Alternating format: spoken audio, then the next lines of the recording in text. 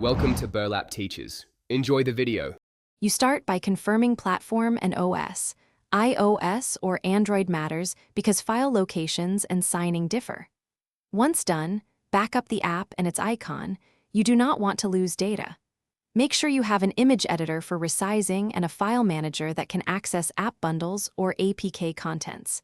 If the platform requires it, prepare a signing tool and credentials. These steps get you into the app bundle quickly, so you can replace assets without unnecessary delays.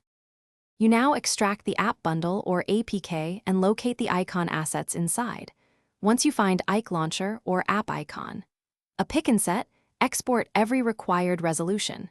Make sure you resize and convert images to exact dimensions and formats the platform expects. This is why you prepared an editor. Then replace the existing files, preserving file names and folder structure precisely. If you change any metadata, update the asset catalog manifest or resource table accordingly.